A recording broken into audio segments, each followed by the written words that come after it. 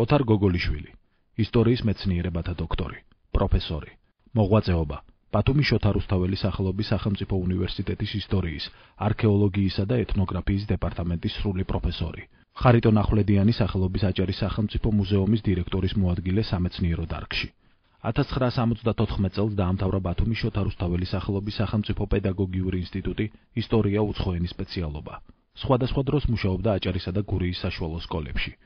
იყო სკოლის დირექტორი და სასწავლო ნაწილის გამგე. პროფესორ მოსე გოგიბერიძის სახლ-მუზეუმის დირექტორი. დაამთავრა თბილისის ივანე ჯავახიშვილის სახელობის ისტორიისა და ეთნოგრაფიის ინსტიტუტის ასპირანტურა. 1992 წელს დაიცვა საკანდიდატო დისერტაცია, ხოლო 2002 წელს სადოქტორო დისერტაცია. არის 20 მონოგრაფიისა და 200-მდე სამეცნიერო ნაშრომის ავტორი. მიჰყავს სალექციო კურსები შემდეგ საგნებში: საქართველოს ისტორია, საქართველოს სახელმწიფოსა და სამართლის ისტორია, საქართველოს პოლიტიკური სისტემების ისტორია, საქართველოს ევროპის ქვეყნებთან ურთიერთობის ისტორია, საქართველოს სამხედრო ხელოვნების ისტორია, საქართველოს ისტორიის ისტორიოგრაფიის პრობლემები, საქართველოს ეროვნული უმცირესობის ისტორია, ოჯახური მდგომარეობა, მეუღლე ნინო როყვა, მათემატიკოსი.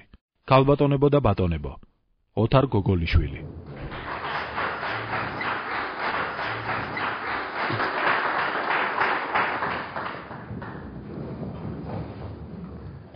მოგესალმებით ახალგაზრდებო. საინტერესოა და სასიამოვნოა თქვენთან შეხვედრა. ქართული სამართლის ისტორიაზე ქართულ სატელევიზიო სივრცეში არ ჩატარებულა, თუ შეიძლება ითქვას, რაიმე პოპულარული ლექცია. საზოგადოება ნაკლებად იცის ქართული სამართლის წარსული, ნაკლებად იცის ქართული სამართლის ძეგლების შესახებ, ნაკლებად იცის სამართლებრივი ურთიერთობები ჩვენი ქვეყნის ისტორიაში და ასე შემდეგ.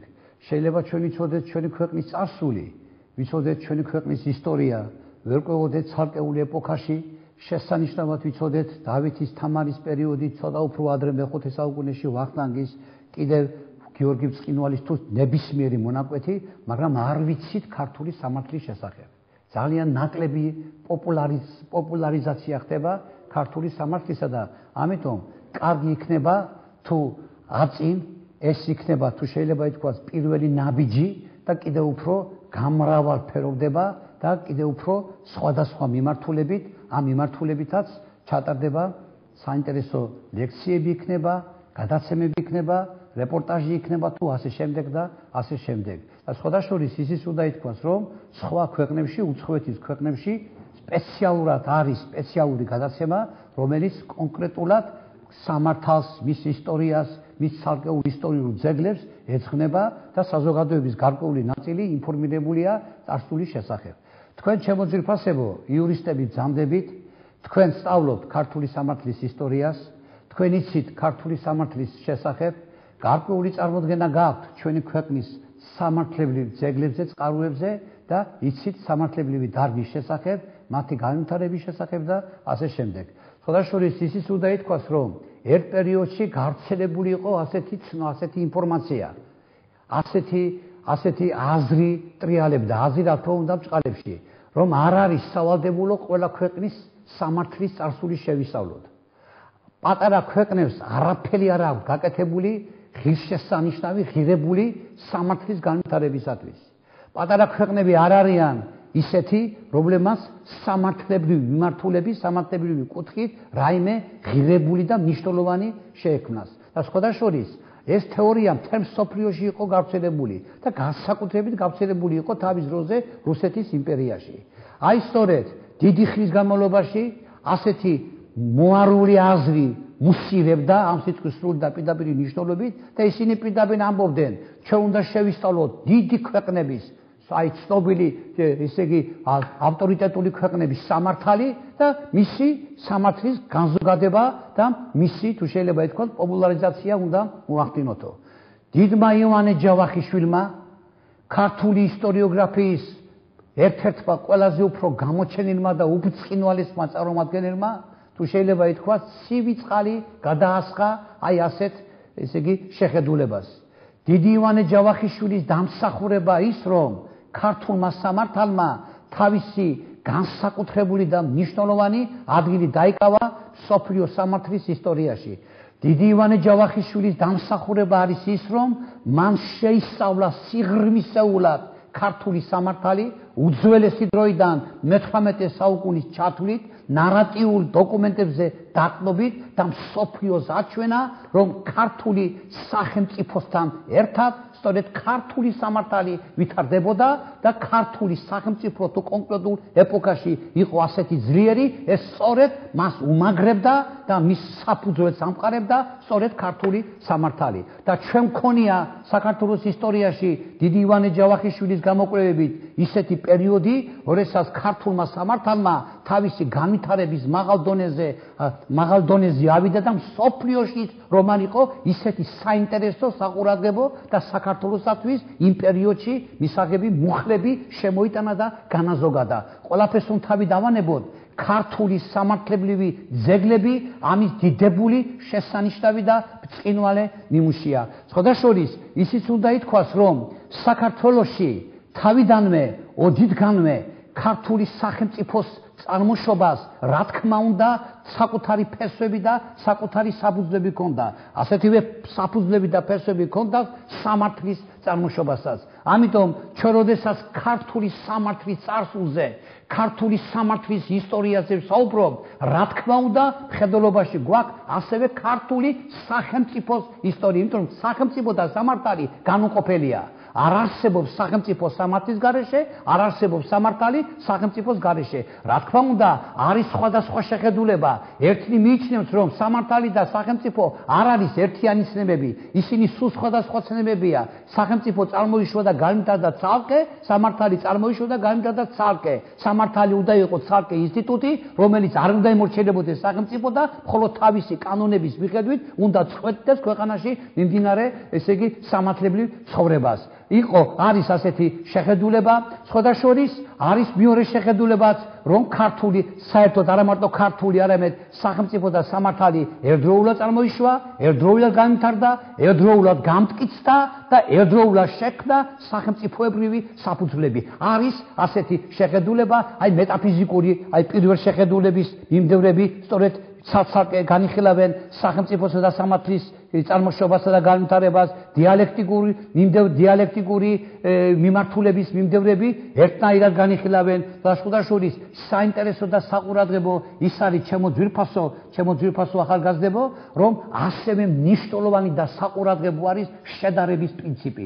შედარების პრინციპმა, შედარების მეთოდმა ერთ-ერთი განსაკუთრებული ადგილი დაიკავა ყველა იმ თეორიებსა და იმ შეხედულებებს შორის, რომელიც ამ მიმართულებით არსებობდა. რაოდენ სასიამოვნოა, რაოდენ სასიხარულოა და ქართველებისათვის რაოდენ საპატიოა ის, რომ მსოფლიოში სახელგანთქმული ცნობილი მეცნიერები სპეციალურად ჩამოდიოდნენ საქართველოში, სწავლობდნენ ქართულ სამართალს, ადარებდნენ მსოფლიოს სხვადასხვა ქვეყნის სამართალს და ბევრ შემთხვევაში და ხშირ შემთხვევაში უპირატესობას ქართულ სამართალს ანიჭებდნენ. ასეთი მეცნიერი ძალიან ბევრი იყო. მაგალითად, ცნობილმა რუსმა მეცნიერმა მაქსიმე კოვალევსკიმ შეისწავლა ქართული ჩვეულებითი სამართალი და უბრწყინვალესი ნაშრომი დაწერა. ქართული ჩვეულებითი სამართალი გრუზინსკაი აბიჩნო ეპრავა, ასევე დარესტი, კასტი და ჰოფმანი და სხვადასხვა ცნობილი მეცნიერები, რომლებიც ქართული სამართლის შესწავლითა და პოპულარიზაციით იყვნენ დაკავშირებული. ეს იმას ნიშნავს, რომ ქართული სამართალი ოდითგანვე, დასაწყისიდანვე არის ერთ-ერთი ძლიერი, წამყვანი და მსოფლიო სამართლებრივ სივრცეში განსაკუთრებულ ადგილს იკავებს. ჩემო ძვირფასებო, განსაკუთრებით მნიშვნელოვანი არის ქართული სამართლებრივი ძეგლები, სამართლებრივი წყაროები, სამართლებრივი ძეგლები. შესანიშნავად იცით თქვენ, რომ არსებობს ძეგლების ორი მთავარი მიმართულება. ეს არის საეკლესიო ძეგლები და საეკლესიო წყაროები და საერო სამართლის ძეგლები და წყაროები. მათ შორის განსხვავება ნაკლებია იმდენად, რამდენადაც ისინი სხვადასხვა სფეროებს განეკუთვნება, მაგრამ ერთიანობა ძალიან ბევრია. იმდენად ბევრია, რომ საეკლესიო სამართალი მსოფლიოს საეკლესიო სამართალთან ერთად ერთ-ერთი მნიშვნელოვანი, ერთ-ერთი წამყვანი და ერთ-ერთი გადამწყვეტი იყო ქართულ საერთოდ სამართლებრივ ცხოვრებაში. ჩემო ძვირფასებო, სანამ ჩვენ დავიწყებდეთ კონკრეტულ სამართლის ძეგლებზე საუბარს, ერთი მნიშვნელოვანი რამ უნდა განვიხილოთ. ივანე ჯავახიშვილმა აბსოლუტურად ყველა ძეგლი განიხილა. ივანე ჯავახიშვილმა ყველა ძეგლს მისცა სპეციალური შეფასება და მისი როლი და ადგილი ქართული სამართლის განვითარებაში. ივანე ჯავახიშვილმა თითოეული დარგი განიხილა, თითოეულ დარგს შესატყვისი ინტერპრეტაცია მისცა და რაც მთავარია, თითოეული დარგის როლი, თითოეული დარგის ადგილი ქართულ სამართლის ცხოვრებაში და სამართლის განვითარებაში. თქვენ იცით, რომ ქართული სამართლის ისტორიის ფუძემდებელი არის ვახტანგ მეექვსე. ვახტანგ მეექვსე რჯუნდებელი ქართველი მეფე. პიროვნება, რომლის დროსაც ქართულმა კულტურამ, ქართულმა ხელოვნებამ და ქართულმა სამართალმა ძალიან მაღალ დონეს მიაღწია. ვახტანგ მეექვსემ შექმნა საულკაცთა კომისია, ბერი ეგნატაშვილის მეთაურობით. ამ კომისიაში შეიყვანა საერო, საეკლესიო, სამხედრო პირები. კომისიას მეტად რთული დავალება მისცა, მოეძებნა როგორც ქართული, ასევე უცხოური სამართლის ძეგლები. ვახტანგმა აი ეს თითოეულ აკონტროლებდა ამ კომისიის მუშაობას. კომისიამ ძალიან ტიტანური დიდი შრომა განახორციელა და უახლოეს პერიოდში მან მოაგროვა როგორც ქართული, ასევე უცხოური სამართლის ძეგლები.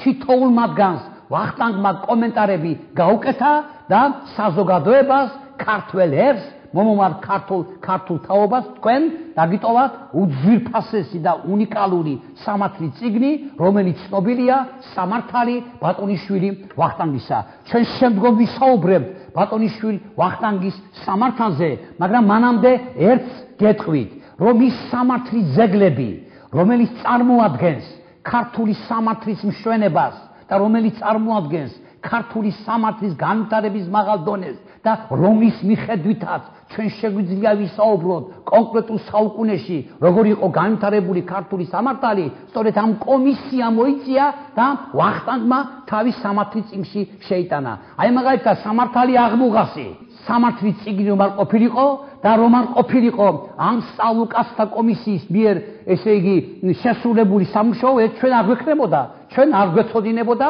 ბექა აღმუღა სამართალი, რომელიც შემდგომ გახდა ასეთი ცნობილი ბექა აღმუღა სამართალი. სწორედ ამ კომისიამ მოიძია და გააკეთა აი ეს უდიდესი საქმე.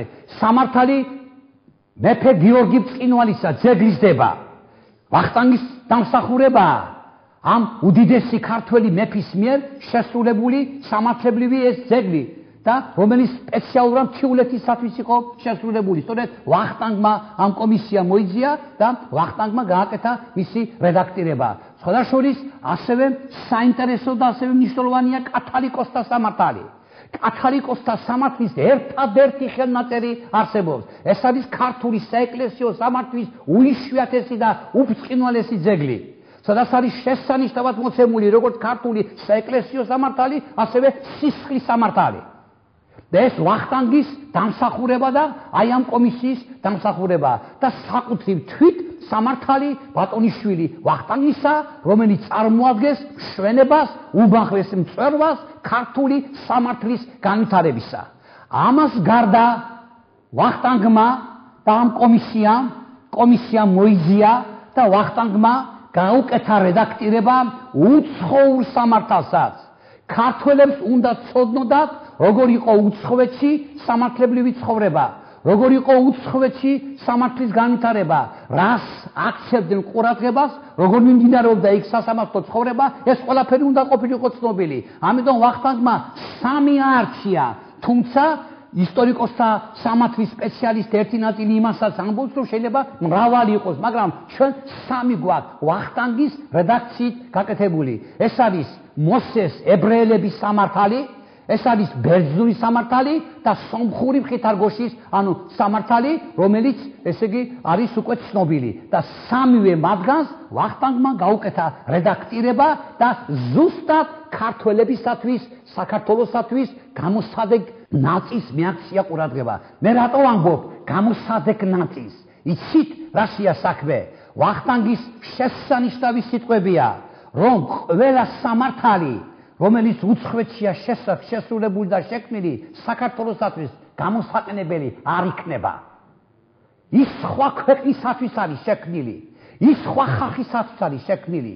ამიტომ ჩვენ შეიძლება მთლიანად არც გამოგვადგეს აი ეს სამართალი, იმიტომ რომ ჩვენში საქართველოში სხვანაირად იციან მეგობრობა, სხვანაირი სიყვარული იციან, სხვანაირი ურთიერთობა, ამიტომ ჩვენ არ გამოგვადგება სხვა ქვეყანაში შექმნილი სამართალი. მაგრამ აუცილებელია ქართველმა სამართალმცოდნებამ იცოდეს თუ რა სამართლებრივი ნორმები და სამართლებრივი კანონები იყო იმ ქვეყნებში გაბატონებული და იმ ქვეყნებში არსებული. ამიტომ საჭირო ჩათვალა ვახტანგმა აი ასეთი კანონებისა და ასეთი ძეგლების ქართულად გადმოთარგმნა და ქართულ სინამდვილისადმი მორგება. თან ვახტანგი ამ სამართლის ძეგლებს მოსამართლებისათვის აკეთებდა, იმიტომ რომ ქვეყანაში ასე იყო, ასე არის და ასე იქნება მომავალში სამართლის თავარი გამტარებელი მოსამართლეა.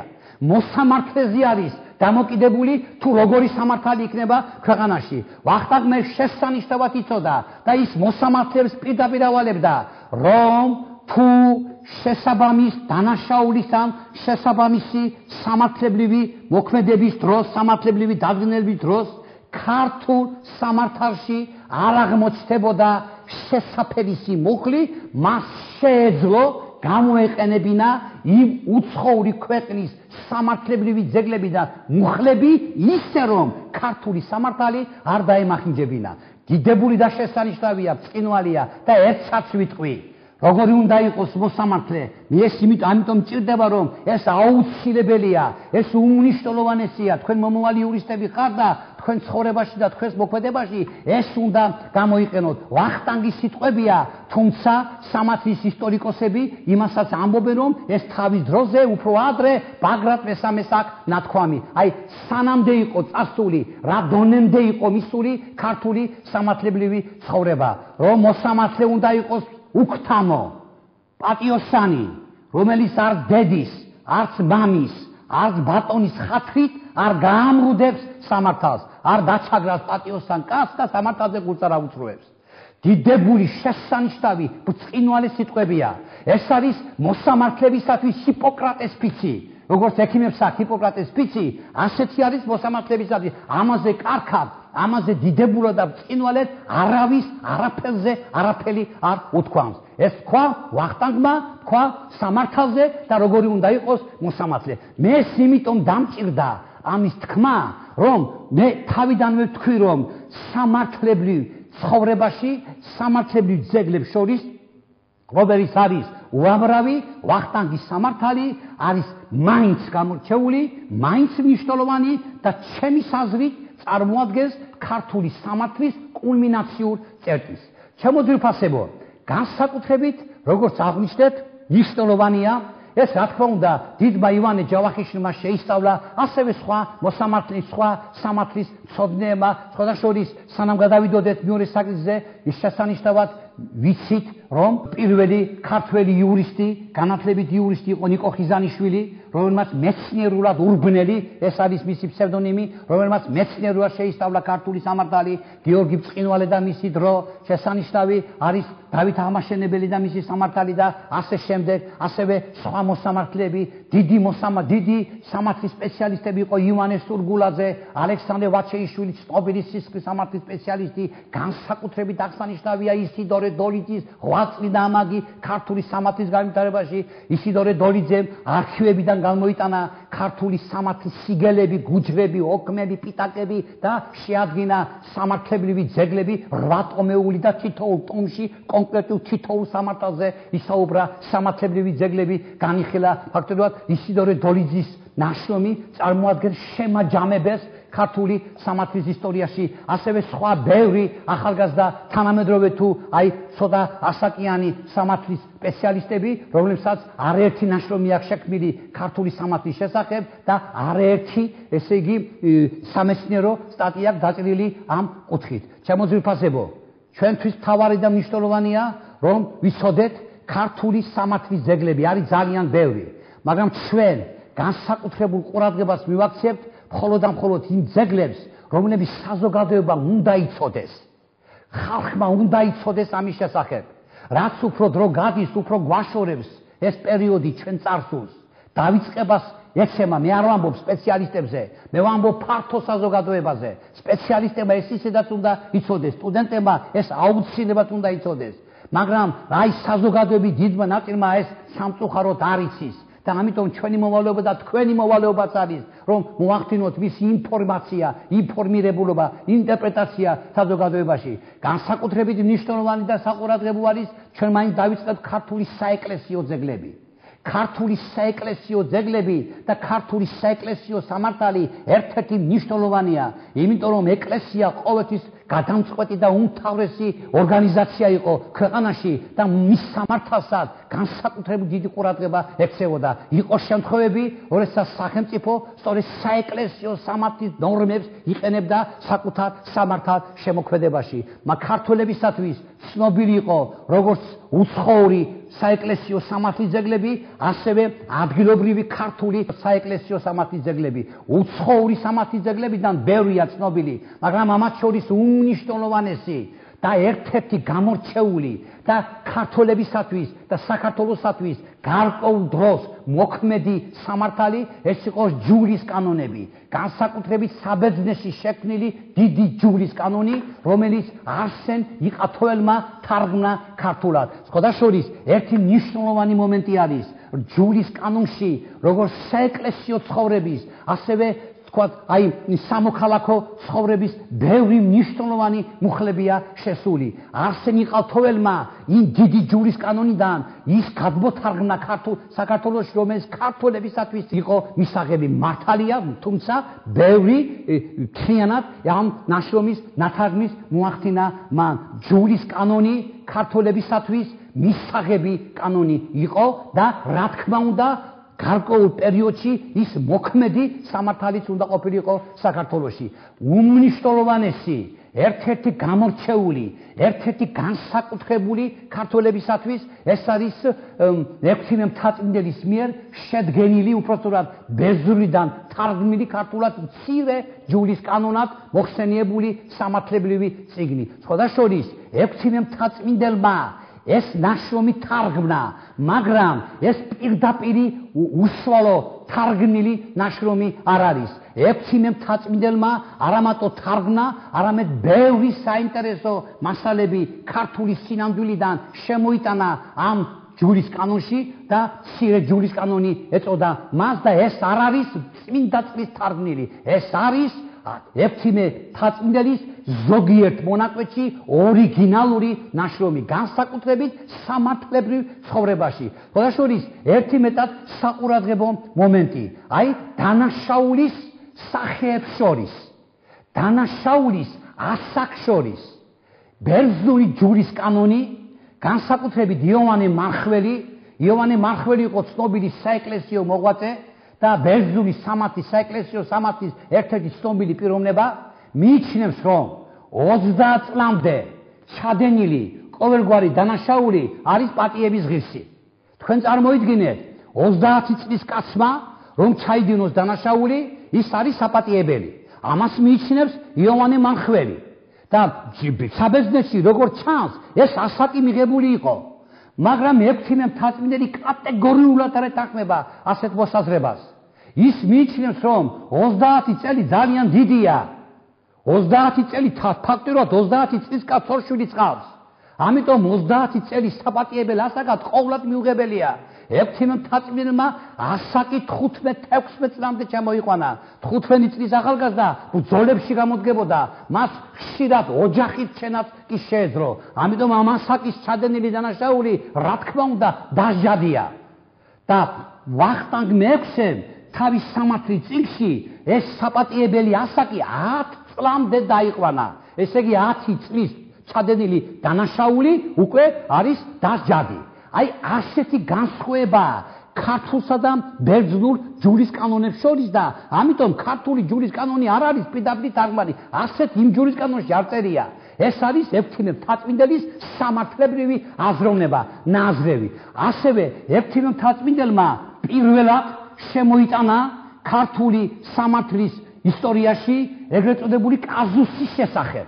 სხვადასხვა იურისტებისათვის ცნობილი არის კაზუსი, შემთხვევა, რომელიც ადამიანი აკეთებს ისეთ საქმიანობას, რომელიც მას ვერც კი წარმოუდგენია. მისთვის ეს მიუღებელია, რომ შემთხვევით ხდება ასეთი სამართლებრივი მოქმედების მოწმე. აი მაგალითად, ერთი მეტად საინტერესო მაგალითი მოყავს. ადამიანს მოეწონა ვაშლი ხეზე. ვაშლი არის ძალიან მაღლა, კაცს არ შეუძლია ასვლა. ამიტომ ასეთი რამ გააკეთა. აიღო ქვა, ესროლა ვაშს, მაგრამ ვაშს ქვა აცდა და შემთხვევით იქვე მოხვდა მდგომ ადამიანს და მოკლა. 6 მთაწმინდელი ასეთ შემთხვევას მიიჩნევს, კაზუსად მიიჩნევს. იმ კაცს საერთოდ აზრადაც არ ქონია მეორე ადამიანის მოკლა. ამიტომ ეს სრულიად შემთხვევით მოხდა, რომ სხვა რაღაც უნდა და გააკეთა სხვა რაღაცა. ამიტომ ასე შემთხვევაში დანაშაული რა თქმა უნდა იჯება, მაგრამ ეს არის ის შემთხვევა, როდესაც რაღაც სპეციფიკური ფორმა არის სასჯელისა და სპეციფიკური ფორმა არის აი სამართლებრივი ცხოვრებისა. მეორე მაგალითის მოყავს 16 თაწმინდეს თავის ნაშრომში, აი ძაღლის შესახებ.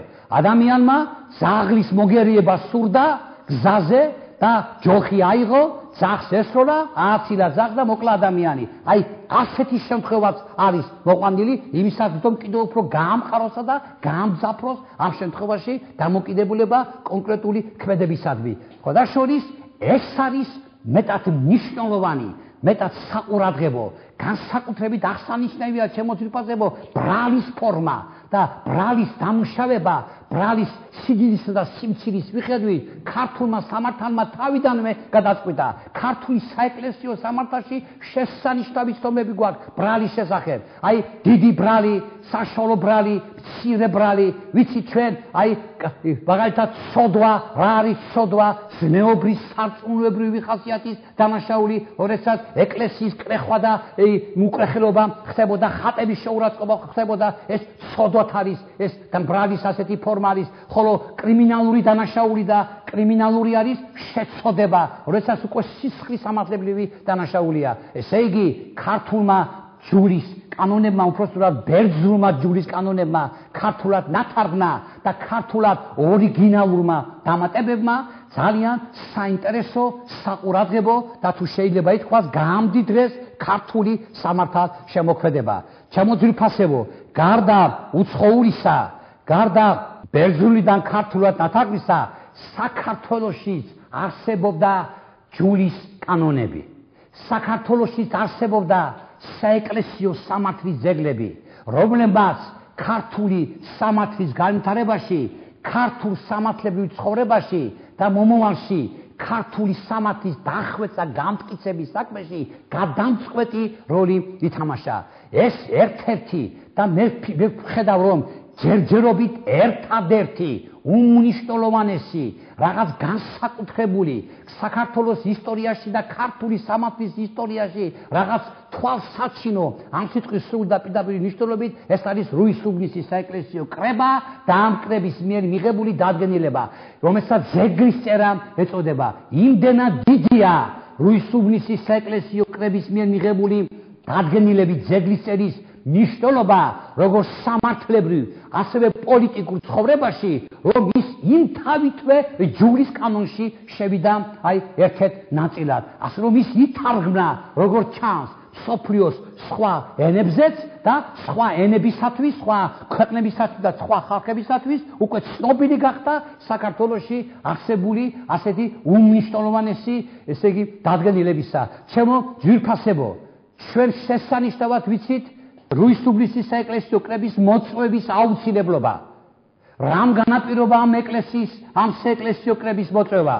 ის რომ ეკლესიაში იყო დაბუდებული არც თუ ისე ღირსეული საეკლესიო პირები, ის რომ ეკლესია ხშირად საქართველოს ცენტრალური ხელისუფლების წინააღმდეგ გამოდიოდა, ის რომ ეკლესიაში არც თუ ისე წლების განმავლობაში მეფის პოლიტიკის მხარდამჭერი ხალხი იყო მოქცეული, ის რომ ეკლესიებთან იმართებოდა ბაზრობები, ის რომ შესაძლებელი იყო ერთ დღეში რამოდენიმე საეკლესიო თანამდებობაზე ადამიანის დაწინაურება.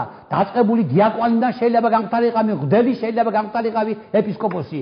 ასეთი რაღაც ხდებოდა სამწუხაროდ საქართველოს ეკლესიებში სამწუხაროდ. ეს იშვიათი იყო, მაგრამ ეს იყოფილა გაძლიერებული. წინამორბედ შემთხვევაში არც სამ საეკლესიო კრების მოწვევა იქნებოდა საჭირო. და ის რომ ერთი დიდი აჯანყების დროს ხედელობაში მაქვს ზაგანაბულეთის ზედაზენის ციხის პატრონი და მისი ძმა ეპისკოპოსი მოდისტოსი ერთიანი ძალით საეკლესიო და საერო ხელისუფლება იბრძვის მეფის ცენტრალიზებული ხელისუფლების წინააღმდეგ.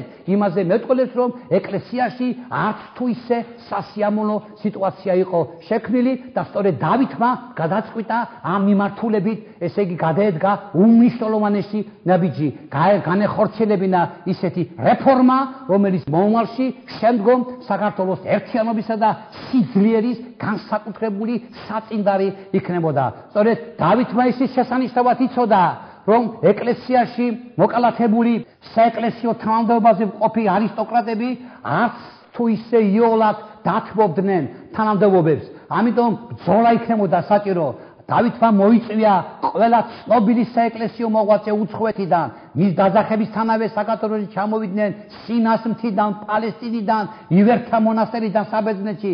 ასევე დავითის გვერდში დადგა მისი აღმზრდელი და მეფის შემდგომ ქვეყანაში მეორე პიროვნება გიორგი ჭყონდიდელი. დიდი ბრძოლა გაიმართა რუისა და ურბნისის ეპარქიებში. დავითი დრო და დრო ხან ერთ ადგილას, ხან მეორე ადგილას ესწრებოდა დიდი ბრძოლა. ისინი არ თმობდნენ თანამდებობას, მაგრამ ამათი დავითისა და მისი მომხრეების, მისი მომხრე საეკლესიო პირების ავტორიტეტი იმდენად დიდი იყო, რომ რა თქმა უნდა გაიმარჯვა და მიიღო დადგენილება, რომელიც ქართული საეკლესიო სამართლის უბრწყინვალესი და უმნიშვნელოვანესი ძეგლი იყო. ეს ისეთი ძეგლია, რომელმაც უდიდესი როლი ითამაშა შემდგომი პერიოდის საქართველოს გაძლიერება გამტკიცების საქმეში. ისმის კითხვა, რა წერია ამ საეკლესიო კრების დადგენილებაში? რისთვის არის ეს ძეგლის წერა შექმნილი? რა არის ისეთი მნიშვნელოვანი, რომელმაც საფუძველი ჩაუყარა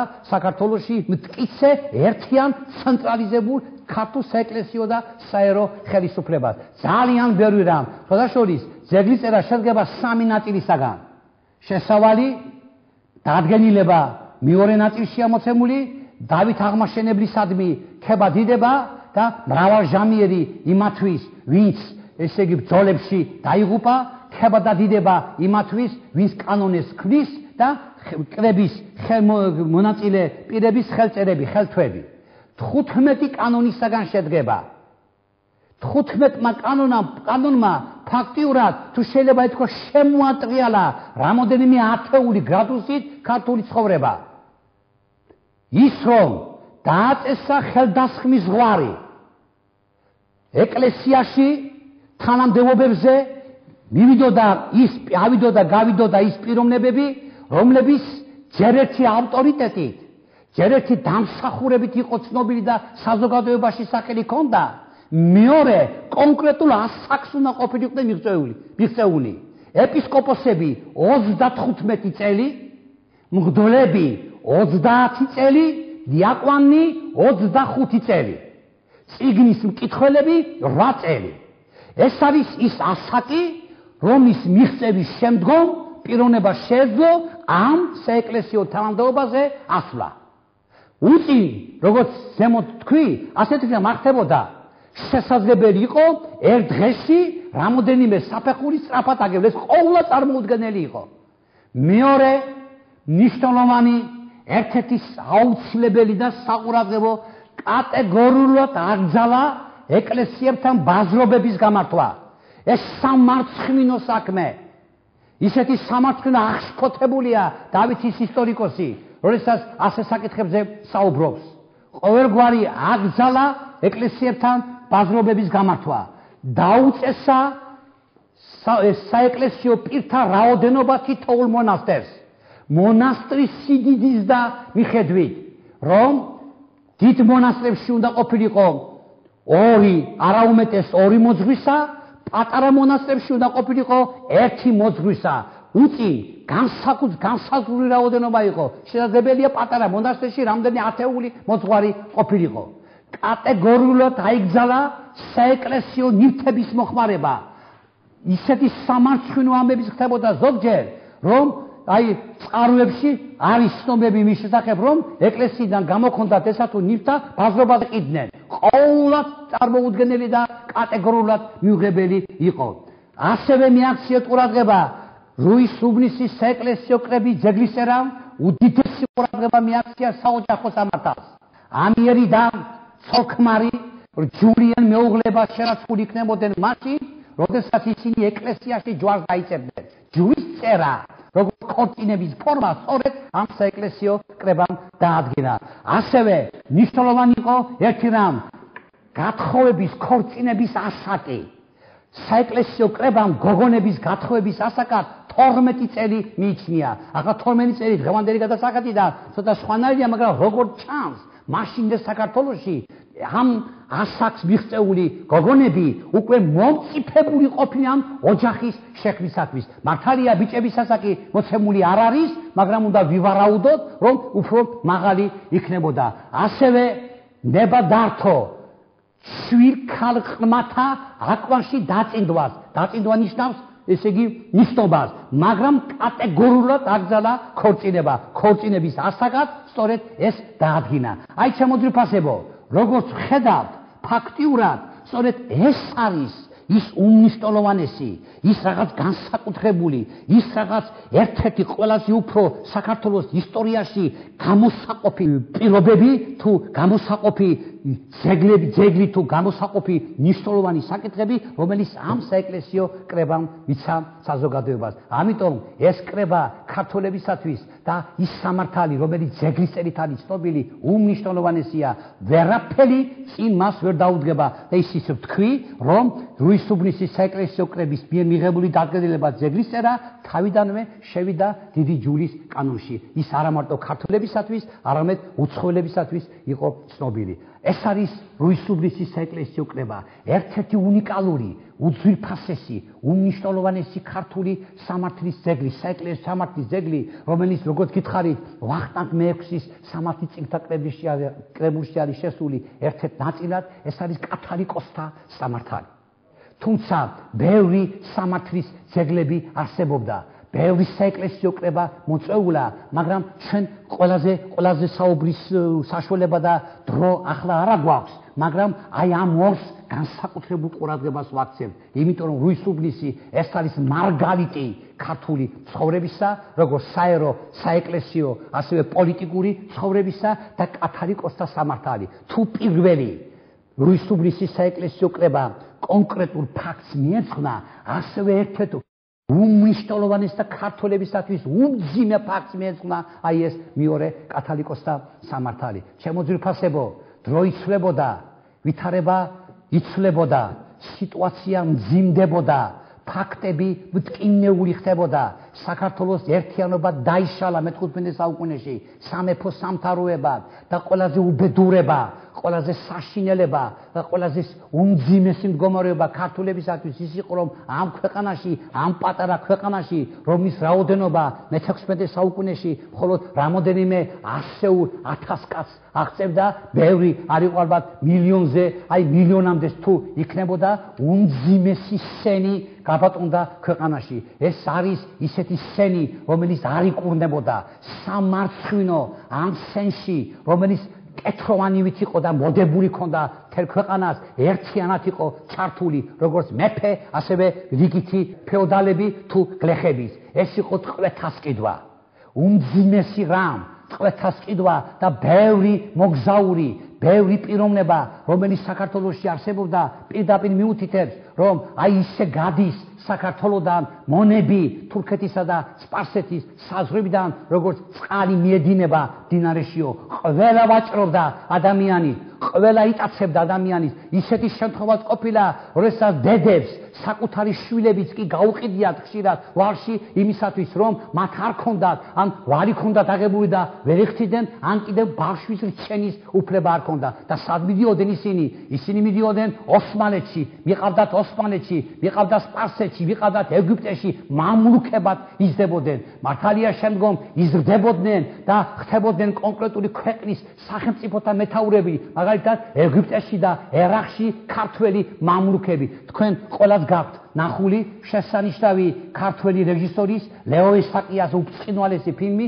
მამლუქი ცნობილი ქართველი მსახიობის ოთარ კობერიძის მონაწილეობით ასეთივე არცავი წაკითხული გექნებათ ალბათ თათარაშვილის კონრადე თათარაშვილის ასევე დიდებული ნაშრომი უიარაღო სადაც არის სწორედ ამ საკითხებზე არის საუბარი დიახ სწორედ ამას მიეძღვნა კათალიკოსთა სამართალი მე-16 საუკუნეა კათალიკოსები შეიკრიფდნენ დასავლეთ საქართველოსთან და განგაშის რისხვის ზარები შემოკრეს მაგრამ ამ კრებაში მონაწილეობას ღებულობდა იმდროინდელი საქართველოს კათალიკოს პატრიარქი მალაქია მეორე და ამიტომ უნდა ვივარაუდოთ რომ ეს სამართალი კონკრეტულად დასავლეთ საქართველოსთვის კი არ იყო შედგენილი ალბათ ეს სამართალი სრულიად საქართველოში მოქმედებდა 23 მუხლისაგან შედგება კათალიკოსთა სამართალი და ძირითადად სისხლის სამართლის ნორმებს მიეძღვნა აიგზალა ძელზე გასმა იმათ ვინც ტყვეს გაყიდდა და თავარი და მნიშვნელოვანი ასევე ამ სამართალში საუბარი იყო ეკლესიის კრეხვასა და შეურაცხყოფაზე როგორც ჩანს ესეც გაბატონებული და ესეც გაძლიერებული ყოფილა და კათალიკოსებმა რისხვის ზარები შემოკრეს და მთელ ქვეყანას აუწყეს რომ აი ვინც ასე დანაშაული ჩაიდენდა ისოდე მას არაცდებოდა ის მსჯავრი ღმერთისა ამიტომ ჩვენთვის სამართალი კათალიკოსთა ერთ-ერთი უმნიშვნელოვანესი ერთ-ერთი უნიკალური და ერთ-ერთი განსაკუთრებით გამოყოფილი მნიშვნელოვანი ძეგლია მე-16 საუკუნის ქართული სამართლებრივი ცხოვრებისა. ჩემო ძვირფასებო, ჩვენ ახლა მხოლოდ 4 სამართალზე ვისაუბრეთ. 2 უცხოური, 2 ქართული. ამ 4-დან განსაკუთრებით ყველა მნიშვნელოვანია, მაგრამ რუისუბნისის საეკლესიო კრება და ეს სამართალი კათალიკოსთა, მაგრამ რუისუბნისის საეკლესიო კრება ჩვენთვის განსაკუთრებით მნიშვნელოვანია. ქართული საეკლესიო სამართლის უბრწყინვალესი და გამორჩეული ძეგლია. ჩემო ძვირფასებო, ასევე მნიშვნელოვანი და ასევე საყურადღებო არის ქართული საერო სამართლის ძეგლები. საერო სამართლის ძეგლები შეიძლება დავყოთ 2 ნაწილად. კონსტიტუციური ანუ სახელმწიფო სამართლის ძეგლები, სისხლისა და სამოქალაქო სამართლის წყაროები. სისხლისა და სამოქალაქო სამართლის წყაროები და კონსტიტუციური სამართლის ძეგლები ეს არის პირდაპირი სამართლის წყარო. ვიცით რომ არსებობს პირდაპირი და არსებობს არაპირდაპირი სამართლის წყარო. პირდაპირია სამართლის წყარო, სადაც პირდაპირ სამართალზეა საუბარი. არაპირდაპირია ისეთი წყარო, სადაც სამართალზე არ არის საუბარი, მაგრამ მინიშნებები გააკვით არის მასზე საუბარი. აი მაგალითად, მე-5 საუკუნის უდიდესი და უბრწყინვალესი ქართული ლიტერატურის ძეგლი შუშანიკის წამება. შუშანიკის წამება ლიტერატურული ძეგლია. იქ სამართალზე არ არის საუბარი, მაგრამ შუშანიკის წამებიდან ჩვენ ვიცით, რა სიტუაცია იყო მე-5 საუკუნეში ქართულ საოჯახო სამართალში. ქართული საოჯახო სამართლის საინტერესო ნიმუშები არის ამ სამართალში მოცემული. ასევე სხვადასხვა ძეგლები. აი საეკლესიო სამართლის ბრწყინვალე ნიმუში არის გრიგორ ხანძთელის ცხოვრება, გიორგი მერჩულის. ასევე სხვადასხვა სამართლებრივი ცხოვრება, სერაპიონ ზარზმელის ცხოვრება და ასე შემდეგ და ბევრი შეგვიძლია დავასახელოთ ამასთან დაკავშირებით. მაგრამ ჩვენთვის მნიშვნელოვანი არის პირდაპირი სადაც უშუალოდ არის საუბარი ქართულ სამართლებრივ ცხოვრებაზე. ეს არის კონსტიტუციური ხასიათის ძეგლები და არის სისხლისა და სამოქალაქო სამართლის წყაროები. კონსტიტუციური სამართლის ძეგლები და როგორც გითხარით, ხელმწიფის კარის გარიგება და დასტურლამალი. ჩემო ძვირფასებო, დავიწყოთ პირველად. ხელმწიფის კარის გარიგება ექვთიმე თაყაიშვილმა სრულიად შემთხვევით აღმოაჩინა და სწორედ ღმერთმა აღმოაჩინა უდიდეს და უბრწყინვალეს ქართველ მეცნიერს, ქართული განძის გადამჩენს. დიდ მეცნიერს ექვთიმე თაყაიშვილის ხელმწიფის კარის გარიგება, ეს არის გაერთიანებული ფეოდალური საქართველოს კონსტიტუცია. კონსტიტუცია ცოტა მოგვიანებით შემოვიდა, პირველი ქართული კონსტიტუცია 1921 წელს დაიწერა, მაგრამ აქ არის იმდროინდელი საქართველოს სახელმწიფო ცხოვრება. ამ ხელმწიფის კარის გარიგების მიხედვით რომელიც ივანე ჯავახიშვილის სიტყვებით რომ თქვათ, ქართულ პოლიტიკურ, ეკონომიკურ და სამართლებრივ ცხოვრებაში განსაკუთრებული ადგილი უჭირავს, ჩანს ერთიანი ფეოდალური მონარქიის ცხოვრება. აქ ჩანს ცენტრალური და ადგილობრივი აპარატის ცხოვრება. ამ ძეგლის მიხედვით, უნიკალური ძეგლის მიხედვით, ქვეყნის გამგებელია მეფე. მეფე არის როგორც საერო, ასევე საეკლესიო ხელისუფლების წარმომადგენელი. მეფის დროს, ამ ხელმწიფის კარის გარიგების მიხედვით, ერთიან საქართველოში იცოდნენ დარბაზობის მოწვევა. დარბაზობა დღევანდელ ენაზე პარლამენტია. თანაც მიაქციეთ ყურადღება, როგორ დახვეწილი, როგორ ჩამოყალიბებული იყო იმდროინდელი ქართული დარბაზობა. დარბაზობა მცირე წესით, დარბაზობა დიდი წესით. ახლა ისმის კითხვა, როდის იცოდნენ მცირე წესით, როდის იცოდნენ დიდი წესით. როდესაც საქმე საშინაო და საგარეო ცხოვრების აქტუალურ საკითხებს შეეხებოდა, მაშინ იცოდნენ დარბაზობის მოწვევა მცირე წესით. და მცირე წესის დროს დარბაზობა მხოლოდ დარბაზის წევრები ესწრებოდნენ. მაგრამ როდესაც საქმე უფრო დიდ საკითხებს ეხებოდა, მაშინ იცოდნენ დარბაზობის მოწვევა, ანუ პარლამენტის მოწვევა, საკანონმდებლო ორგანოს მოწვევა დიდი წესით. ეს იყო მეფე-კურთხევის დროს, სადაც დარბაზის წევრების გარდა მოწვეული სტუმრების შესაძლებელია უცხოეთიდან ყოფილიყვნენ. გამარჯვებული ჯარის დაბრუნება, საზეიმო დახვედრა, უცხოური დელეგაციის საზეიმო დახვედრა, ნიშნულოვანი სამართლებრივი საკითხის განხილვა და მისი საბოლოო დადგენილების გამოტანა, ეს იყო დარბაზობის მოწვევა დიდი წესით. ესე იგი ის რომ საქართველოში ამ დონეზე იყო ასული სახელმწიფო მართლობა, დიდებულად არის დაფიქსირებული ამ სამართლის ძეგლში. ასევე მეტად საყურადღებო და მნიშვნელოვანია იმდროინდელი მინისტრთა კაბინეტის ცნობა. მინისტრთა კაბინეტი შემოძრავ ფასო მაშინ სავაზირო ეწოდებოდა. დღევანდელი ენაზეა მინისტრთა კაბინეტი სავაზირო. მიაქციეთ ყურადღება, რაოდენ შორს წავიდა ქართული სახელმწიფოებრივი აზროვნება, რაოდენ გაცდა მის საუკუნეს და რაოდენ შესანიშნავა და ბრწყინვალედ, ესე იგი, გამოკვეთა თავისი პოლიტიკური არსებობა. მინისტრთა კაბინეტის თავმჯდომარე იყო მწიგნო მართლხუცესი. მწიგნო მართლხუცესი იყო ვაზირთ უპირველესი. მეფის შემდგომ ქვეყანაში პირველი კაცი. მწიგნო მართლხუცესის თანამდებობა იყო საერო ხელისუფლების, ანუ მინისტრთა საბჭოს, მინისტრთა სავაზიროს ხელმძღვანელი, ამასთანავე იყო ჭყონდიდელი. ჭყონდიდი ეს იყო ერთ-ერთი ყველაზე დიდი საეპისკოპოსო სამეგრელოში, საქართველოში და სამეგრელოს ამ უდიდეს კუთხეში და სწორედ მისი ეპისკოპოსი ისეთი დიდი ავტორიტეტი საგებობდა, რომ ის იყო უმთავრესი საეკლესიო ხელმძღვანელი. მწიგნო მართლხუცე ჭყონდიდელი იყო დავითისა და მე-11-მე-12 საუკუნეში და შემდგომ პერიოდში სავაზიროს ხელმძღვანელი. ჭყონდიდელთან ახლოს იჯდა ამის პასალარი. ამის პასალარი დღევანდელ გაგებით ეს არის თავდაცვის მინისტრი, სამხედრო მინისტრი. ხოდაშორის გავიხსენოთ უქტავი შოთას, უქტავი ეფხისტყაოსანი, ავთანდილ იყოს პასპეტიძე ამის პასალარისა. ესე იგი ამის პასალარი დიდი თანამდებობა იყო, როდესაც სავაზიროში საქმე ხებოდა ომს, საქმე ხებოდა ბრძოლებს, საქმე ხებოდა კონკრეტულ საბრძოლო მოქმედების დაგეგმვას, უპირველეს სიტყვას ამის პასალარი ამბობდა. ამის პასალარი დარბაზის ერთ-ერთი წამყვანი ფიგურა იყო და მეფესთან ყველაზე ახლოს იჯდა მწიგნო მართლხუცესის შემდგომ. ეს არის ერთ-ერთი დიდი თანამდებობა, რომელიც ხელმწიფის კარის გარიგებაშია მოცემული. ასევე უდიდესი თანამდებობა იყო მანდატურთუხუცესის თანამდებობა. დღევანდელი ენით, დღევანდელი გაგებით ეს არის შინაგან საქმეთა სამინისტროს თანამდებობა. დღეს იცი თქვენ სკოლებში არსებობს პოლიციელები, რომელსაც ქართული აი ეს სახელი მანდატურები ქვია. ესე იგი მანდატურები პოლიციელები იყო იგივე, რომლებიც ქვეყანაში წესრიგს იცავდნენ. ხოდაშორის მანდატურთუხუცეს ექვემდებარებოდა დავით აღმაშენებლის მიერ შექმნილი ერთ-ერთი ყველაზე უფრო დიდი და ერთ-ერთი ყველაზე უფრო მნიშვნელოვანი თანამდებობა სტოვართა ინსტიტუტის თანამდებობა. სტოვრები დღევანდელი გაგებით ეს არის უშიშროების კომიტეტი. იქ ქვეყანაში, სადაც ძლიერი არის უშიშროების კომიტეტი, იქ ქვეყანაში, სადაც ძლიერად არის უშიშროება დაკომპლექტებული და ძლიერად არის იქ ქვეყანაში არსებული ქვეყნის უსაფრთხოება დაცულია. რატომ არის ამერიკის შეერთებული შტატები დღეს ერთ-ერთი ძლიერი? იმიტომ რომ მათი უშიშროება ძლიერად მუშაობს. რატომ იყო თავის დროზე აი ყოფილი საბჭოთა კავშირი ერთ-ერთი ძლიერი? მათი უშიშროება მართალია არც თუ ისე სასიამოვნო და უმძიმესი ფორმებით ხალხი წამეს, მაგრამ მაინც მუშაობდა. აი პატარა ისრაელი დღევანდელ მსოფლიოში, რომელიც მოქცეული არის სხვა ქვეყნების გარემოცვაში, რომლებიც ფაქტიურად აი თითქმის ჩაყლაპით ემუქრებიან, ისე ძლიერი უშიშროება ყავს, რომ ფაქტიურად ისრაელის სახელმწიფო დღეს ფუნქციონირებს და ერთ-ერთი ძლიერია. რატომ იყო დავით აღმაშენებლის საქართველოს უძლიერესი, მათი მსტოვრები მთელ ქვეყანაში დადიოდნენ.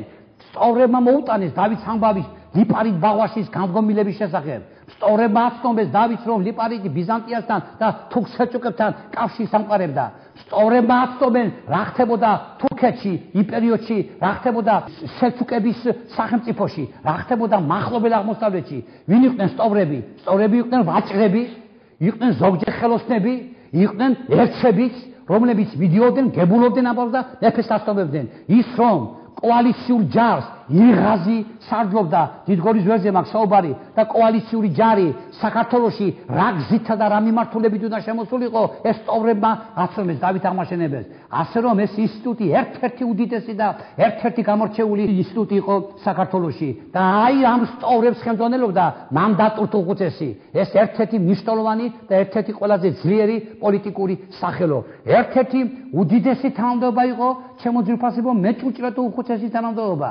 მეჭურჭრე თუ უხუცესი, დღევანდელი გაგებით ფინანსთა მინისტრი, ქვეყანაში ფულის ერთეულის ტრიალი, უცხოური ვალუტი, ხაზინის მდგომარეობა, საგადასახადო საქმის ესე იგი მდგომარეობა, გადასახადები ქვეყანაში ყოველთვის იკრიბებოდა, გადასახადების აკრეფასი არის დაკავშირებული ქვეყნის სიძლიერე და ქვეყნის მომავალი. თქვენ წარმოიდგინეთ, იმდენად დიდი იყო ქართული პოლიტიკური აზროვნება იმ პერიოდში, რომ მეჭურჭრე თუ უხუცეს მოადგილე წავდა ამირეჯიბი, რომელსაც კონკრეტულად ევალებოდა ქვეყანაში გადასახადებზე კონტროლისა და მეთვალყურეობის დაწესება.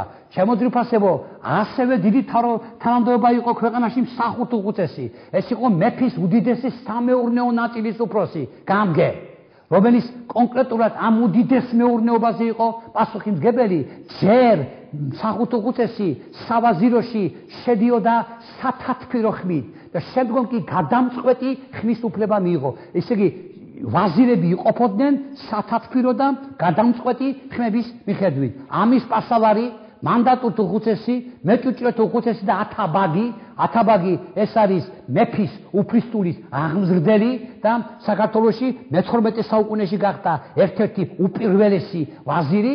ეს იყო გადამწყვეტი ხმით. ესე იგი ისინი იტყოდნენ გადამწყვეტი ხმით კონკრეტულ საკითხზე საკუთარ მოსაზრებას გამოთქვამდნენ. რაც შეეხება დანარჩენს, აი ამირეჯიბი, მეაბჯრეთ უხუცესი, ამირახორი, ჩუქჩარხი, ეს თანამდებობები, რომლებიც ასევე სავაზიროში და დარბაზის წევრები იყვნენ, სათათბირო ხმით მოწვევით იყვნენ ცნობილი. ხელმწიფის კარის გარიგებაში, ჩემო ძვირფასო ახალგაზრდებო, ერთი მეტად განსაკუთრებული თანამდებობა მოცემული. და რაოდენ მაღლა წასულა ქართული განათლება, ქართული კულტურა, სამწუხაროდ ჩვენმა ისტორიამ და საქართველოს დროთა სიავემ და ბედის უკუღმართობამ ამის საშუალება ქვეყანას არ მიცა, თორემ ჩვენი აკადემიით გელათისა და იყალთოს აკადემიით პირველი მსოფლიოში სახელმწიფო უნდა ყოფილიყავით თავისი საუნივერსიტეტო აკადემიური ცხოვრები. მაგრამ უნივერსიტეტი მოგვიანების სხვა ქვეყნებში შეიქმნა, მაგრამ ჩვენ დავცით, იმიტომ რომ საქართველოს და პატარა ქვეყნები მსოფლიოში, აი როგორც სამართალზე ქონდა საუბარი, ნაკლებად ზოგჯერ მიჩქმალონი, ზოგჯერ მიღმა რჩებიან. და სხვადასხვა ერთი საინტერესო ამბავი ის არის, რომ როდესაც ეს პიროვნება, რომელიც ხელმწიფის კარის გარიგებაში მოძღვარის თანამდებობით არის სახელით არის ცნობილი, შემოვიდოდა დარბაზის სტომაზე, ან თუ გინდ სავაზიროს სტომაზე, ყველანი ფეხზე წამოდგებოდნენ და მას მოწიწებით ესამებოდნენ და თავს უკრავდნენ. ეს იმას ნიშნავდა, რომ მოძღვარი, როგორც უდიდესი პედაგოგი, უდიდესი ლექტორი და რა თქმა უნდა, ის უნდა ყოფილიყო ან გელათის აკადემიის რექტორი, ან იყალთოს აკადემიის რექტორი, დიდი პატივისცემითა და დაფასებით სარგებლობდა სრულია საქართველოში და ეს შესანიშნავად ჩანდა დარბაზობის დროს, როდესაც ის მისი მოწაფეები შევიდოდა დარბაზში და ყველანი მას მოწიწებით თავს უკრავდნენ. ჩემო ძვირფასებო, ეს არის ხელმწიფის კარის სავაზირო და აქ არის საუბარი სააჯო კარზე. სააჯო კარი უზენაესი სასამართლო, რაოდენ შორს მივიდა ქართული სახელმწიფო წყობილება, სააჯოკარი, უზენაესი სასამართლო. თუ არსებობს ქვეყანაში უზენაესი სასამართლო, ეს იმას ნიშნავს, რომ ქვეყანაში არსებობს კიდევ უფრო დაბალი ინსტანციის სასამართლოები. პირველი, მეორე, მესამე ინსტანციის სასამართლო. უზენაესი სასამართლო არის სააჯოკარი. ვარაუდობენ, რომ არის კიდევ სხვა ინსტანციები და უზენაესი სასამართლოში მიღებული გადაწყვეტილება იყო საბოლოო და მას აუცილებლად შესაძლებელი სხვებისათვის. ხოლო დაბალ ინსტანციებში მიღებული გადაწყვეტილება გასაცილდება შეიძლება და უმაღლეს მაღალ ინსტანციაში ყოფილ სასამართლოში. სააჯოკარის შესახებ უნიკალური ცნობებია მოცემული. სხვადასხვა სააჯოკარის შესახებ საინტერესო მასალები არის მე-10 საუკუნის ფავლენთა საბუთში. პირდაპირ საბუთში თუ ვინმე რაიმეს არ შეისმენდის, ვინმე რაიმეს არ გაიგონებდის, მიიყვანდის სააჯო საკარსაო. ესე იგი თავიდანვე სააჯო კარს სამართლებრივი დატვირთვა ჰქონდა. დავითმა ის უზენაეს სასამართლოდ აქცია. სააჯო კარსა დაჯდების ორშაფათობით წიგნომართო ხოცე ჭყონდიდელი და განიხილავს საქმეთა, ქრივთა, ობოლთა, ოხერთა, მიმძლავრებულთა. ესე იგი ორშაფათობით სააჯო კარში წიგნომართო ხოცეს ჭყონდიდელი მოსამართლეობდა და სოციალურად დაუცველი ფენის საკითხებს იხილავდა. სხვა დღეებში სხვა მოსამართლეები, ესე იგი მოსამართლეობდნენ. ეს იყო სარდახნივ წიგნობარი და საწოლი წიგნობარი. ერთი სისხლის სამართალს, მეორე სამოქალაქო სამართლის საკითხებს იხილავდა. დანარჩენ დღეებში კი მეფე მოსამართლეობდა. ესე იგი სააჯო კარი ეს იყო კოლეგიალური, მუდმივი მოქმედი, უზენაესი სასამართლო განაწილებული დღეების მიხედვით, კონკრეტული პიროვნებების მიხედვით. და ამ პიროვნებების, ესე იგი ამ სააჯო კარის თავმჯდომარე წიგნომართო ხოცეს ჭყონდიდელი იყო. ჩამოძირფასებო, აი ეს არის უნიკალური ცნობები ხელმწიფის კარში. ეს არის ქართული კონსტიტუცია. ამაზე დიდად კონსტიტუცია არ დაიწერება. კონსტიტუცია ჩვენ ვიცით დღეს არის დღევანდელი გაგებით, მაგრამ აქ იმდენი შესანიშნავი რამ არის მოცემული, რომ ეს ნამდვილად ქართული კონსტიტუცია არის. ასევე უნიკალურია 1707-1709 წლებში შექმნილი კონსტიტუციის სამართლის მეორე ძეგლი. ეს არის, ესე იგი, დასტურლამალი. დასტურლამალი ორი არსებობს. დედოფლის დასტურლამალი გიორგი მეთერთმეტის მიერ შექმნილი და ვახტანგის დასტურლამალი. დასტურლამალი ბატონიშვილი ვახტანგისა, რომელიც 1707-1709 წლებში შეიქმნა. დასტურლამალი ეს არაბულ სპარსული სიტყვა და ქართულად ნიშნავს მოქმედების დასტურს. აი კონკრეტული მოქმედების მიცემულ პირობას, დასტურს. დასტურლამალში უნიკალური ცნობებია მოცემული პურობის წესის შესახებ, სტუმართა მიღების შესახებ, სტუმრების სასახლეში დაბინებების შესახებ, დარბაზობის შესახებაც, სისხლის სამართალზე, აქ საუბარია ქურდობაზე, ცენტრალური და ადგილობრივი აპარატის თანამშრომლების ფუნქციების განაწილებაზე და ასე შემდეგ. თუმცა დღეს ცნობილი არ არის, რა გამოიყენა ვახტანგ მე-6-ემ დედოფლის დასტურლამალიდან.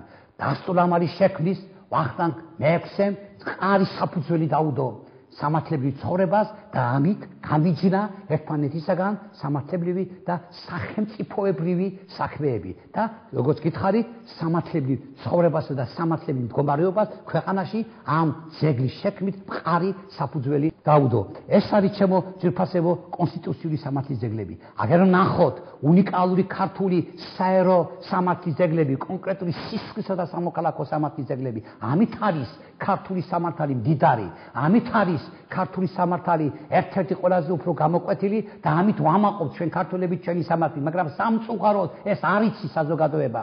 საზოგადოება მიცით მხოლოდ იმ ნაწილმა, რომელიც კონკრეტული ამ საკითხით არის დაინტერესებული. დანარჩენმა არის შეიძლება იცოდეს საქართველოს ისტორიის ცალკეული ეპიზოდები, როგორც გითხარით თავში თქვით, მაგრამ ეს არ იცის სამწუხაროდ. აი ყოთ ბექა აღმუღა სამართალი. ეს უნიკალური უძვირფასესი ქართული სამართლის ძეგლი. ბექა აღმუღა სამართალი მოწმეს იმას, რომ ძალიან შორს არის წართული ქართული სამართლებრივი ცხოვრება. ბექა აღმუღა სამართალი შემოძვირფასებო კონკრეტულად მართალია შედგენილია საქართველოს ერთი კუთხისათვის, მესხე ჯავახეთისათვის, მაგრამ მისი მოქმედების არეალი და მისი შინაარსი იმდენად დიდია, რომ ის ძალიან შორს მიდის. სხვადასხვა ერთი საინტერესო, საყურადღებო და მნიშვნელოვანი რამ. ჩვენ არ ვიცით ბექას სამართალი. ბექა ეს იყო მესხე ჯავახეთის მანდატოს უხუცესი მთავარი. ბექა სამართალი ჩვენ არ ვიცით. ჩვენ ვიცით ბექა სამართალი აღმუღას რედაქციით. აღმუღა მისი შვილიშვილი იყო. პირდაპირ არის მოცემული სამართალში, რომ აღმუღა ბექაშვილიშვილმა, ასევე მესხე ჯავახეთის, ესე იგი თავარმა, სოფელ ჭოლთაში, ჭოლთა ახალციხესთან მდებარეობს, მოიწვია საკანონმდებლო კრება, რომის მუშაობაში მონაწილეობა მიაღებინა სამცხის, ჯავახეთის, ტაო, კლარჯეთის, შავშეთის, იმერხეთის ტერიტორიების მმართველს, განიხილა თავისი პაპის, ანუ ბაბუის, ბექას სამართალი, დაამატა მისი დროინდელი, ანუ აღბუღას საკუთრივ სამართალი და ასე მიიღო ბექა აღბუღას სამართალი. 175 მუხლისაგან შედგება. რაოდენ საინტერესოა, ჩემო ძვირფასო ახალგაზრდებო, ეს მუხლები, ეს არ არის ერთი კაცის მუხლები, ეს სხვადასხვა მუხლებია. აი, შესავლის გარდა პირველიდან 66 მუხლის ჩათვლით ეკუთვნის ბექას, ეს საკუთრი ბექას კანონებია და ჩვენ ეს კანონები ვიცით აღბუღას რედაქციით, შედგენილი უნდა იყოს მე-13 საუკუნის ბოლოსა და მე-14 საუკუნის დასაწყისში, შემდეგ 67-დან 99-ის ჩათვლით ეკუთვნის აღბუღას, ეს მისი დროინდელი კანონებია, ხოლო აი შემდგომი კანონები 99-დან 103 მუხლით ჩათვლით არც ბექასა და არც აღბუღას. დიდი ხნის დავის შემდეგ ივანე ჯავახიშვილი მიიჩნევდა სავსების სწორად, რომ ეს არის ბაგრატ მესამე კორაპალატის სამართალი, თუმცა ზოგიერთი მიიჩნევს, რომ ეს უნდა იყოს ბაგრატ მეოთხე და არა მესამის სამართალი, თუმცა ბევრი ამბობს, რომ ეს გაერთიანებული საქართველოს პირველი მეფის ბაგრატ მესამის დროინდელი სამართალია და ეს მისი სამართალიაო. შემდგომ კვლევარებმა კი უფრო გაადიდეს მუხლები, არა როგორც ივანე ჯავახიშვილი მიიჩნევდა 99-დან 103 მუხლის, 99-დან 160 მუხლის ჩათვლით, ხოლო 161-დან 175 მუხლის ჩათვლით ეს არის ჩემო ძვირფასებო საეკლესიო დადგენილებები და ცნობილ საეკლესიო მამათა ეპისტოლარული ნაწარმოებები. ეს არის უმნიშვნელოვანესი ის, რომ ბექა აღბუღას სამართლის შემადგენელი წყაროებია ჩვეულებითი სამართალი, საეკლესიო სამართალი, სასამართლო პრაქტიკა, კანონმდებლობა იმაზე მეწყვილებს, რომ ჩვეულებას ქართულ ჩვეულებაზე იყო დამყარებული. ამ ეს სამართალი ძირითადად სისხლის სამართალს ეხება, თუმცა ძალიან ბევრი სამოქალაქო სამართლის მუხლები არის შეტანილი. აი მაგალითად ნაშრომები ქონების შესახებ, როდესაც ქონებას ყავდა პატრონი, შემდეგ ის დაკარგა და სხვის ხელში გადავიდა. ძალიან საინტერესოა, საქონელზე შესანიშნავი მასალებია, მაგრამ ძირითადად მაინც სისხლის სამართალს ეხება. უბრწყინვალესი ძეგლია, ჩემო ძვირფასებო, გიორგი მეხუთე ბრწყინვალი ძეგლის დება. ეს არის თეოლეთისათვის შექმნილი სამართალი. საქართველოში წინა პერიოდში არსებულმა უმძიმესმა სიტუაციამ მე-13 საუკუნეში მაქვს საუბარი, ფაქტიურად საქართველოში ურთულესი სიტუაცია, მდგომარეობა გამოიწვია. ფაქტიურად მთაში მოიშალა ყოველგვარი სამართალი. ისინი ყველაფერი ჩვეულებების მიხედვით გადაწყვეტდნენ.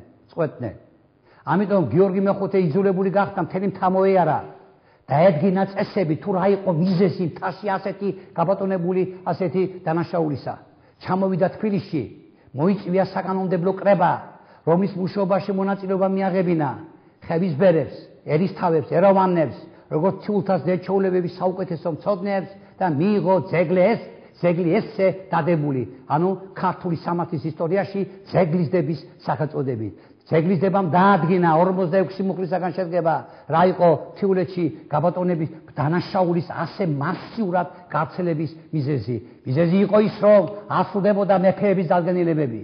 მიზეზი ის იყო, მთელებს არ ქონდა დაწერილი სამართალი და აი ეს იყო მათთვის დაწერილი სამართალი. ის, რომ წინა მეფეების მიერ დადგენილი კანონები მთაში არ იყო აუცილებლად შესასრულებლად, ხოლო მეფის კანონი კი აუცილებელი უნდა გამხდარიყო შესასრულებლად. ეს არის გიორგი მეხუთე ბრწყინვალი ძეგლის დება, უნიკალური ქართული სისხლისა და სამოქალაქო სამართლის წყარო. 51 მუხლი სისხლის სამართალს ეძღვნება, 5 მუხლი კი სამოქალაქო სამართლის შესანიშნავ ნორმებზე არის საუბარი. და როგორც ზემოთ გითხარით, ბატონიშვილი ვახტანგის უბრწყინვალესი, უშესანიშნავესი, უდიდებულესი ქართული სამართლის ძეგლი. სამართალი ბატონიშვილი ვახტანგისა 288 მუხლისაგან შედგება. აი მაგალითად კარიბის მიხედვით არის სამართალი დაყოფილი, კარი თეთრისა, კარი გარიგებისა, კარი პირველი ვალისა, თუ როგორ აიღების, შესანიშნავია პირველი ვალი როგორ უნდა აიღო, შემდეგ კარი ქურდობისა და სამართალი მისი და ასე შემდეგ. ესეც ძალიან ბევრი მუხლი ეძღვნება ესე იგი სისხლის სამართალს, ასევე სამოქალაქო ნებისმიერი პროცესუალური სამართალი შესანიშნავად არის მოცემული. ვახტანგმა სისხლის ფასი შემოიტანა პირველად ხმარებაში, რომ სახელმწიფოებრივ სოციალურ კიბეზე დგომი ადამიანის სიცოცხლე უფრო მეტი ძვირად ფასობდა, ვიდრე სხვისი სიცოცხლე. აი ფეოდალის სიცოცხლე უფრო ძვირი იყო, ვიდრე გლეხის სიცოცხლე და თუმნებათა განაწილებული 1150 თუმანი, 25 თუმანი და ასე შემდეგ და თუმცა ვახტანგი ამბობს, რომ მე სისხლის ფასის დადგენაში მონაწილეობა არ მიმიღია, უბრალოდ ის სამართლებრივ ნორმებში ავსახეო. აქ არის დამამტკიცებელი საბუთთა სისტემა. რა შემთხვევაში უნდა ესე იგი გამართებულიყო კაცი სასამართლო პროცესის დროს. რამოდენიმე დამამტკიცებელი საბუთი არის: მოწმე, ფიცი, შანთი, დუღარე, ცოდვის მოკიდება და ასე შემდეგ. ეს არის ქართული სამართლის ძეგლები. ჩვენ შეგვიძლია უსასრულოდ ვისაუბროთ ქართულ ცალკეულ სამართლის დარგზე, სისხლის სამართალზე, სამოქალაქო სამართალზე, პროცესუალურ სამართალზე. დიდი დრო დაუთმოთ ქართულ საოჯახო და მემკვიდრეობის სამართალს, ვისაუბროთ ვალდებულების სამართალზე, ვისაუბროთ სასამართლო ორგანიზაციასა და პროცესზე გაერთიანებულ ფეოდალურ საქართველოში, მე-15 საუკუნე, გვიან ფეოდალურ საქართველოში, მე-16-18 საუკუნე, მაგრამ ეს არის მხოლოდ შემდგომი საუბრის დრო. მაგრამ ჩვენ აი ამ ლექციაში შეძლებს დაგვარად ვეცადეთ წარმოგვედგინა ქართული სამართალი თავისი დიდებული წარსულით, თავისი შესანიშნავი ძეგლებით, თავისი განუმეორებელი ქართული სამართლებრივი სულითა და გულით. აი ეს იყო ჩვენი მიზანი და იმედია რომ ჩვენ რაღაც პატარა ნაპერწკალი ჩავდეთ იმისა, რომელიც შემდგომ პატივისცემა დაფასება საკუთარი წარსულისა და საკუთარი სამართლისა ცაცხლად აგიზგიზდება.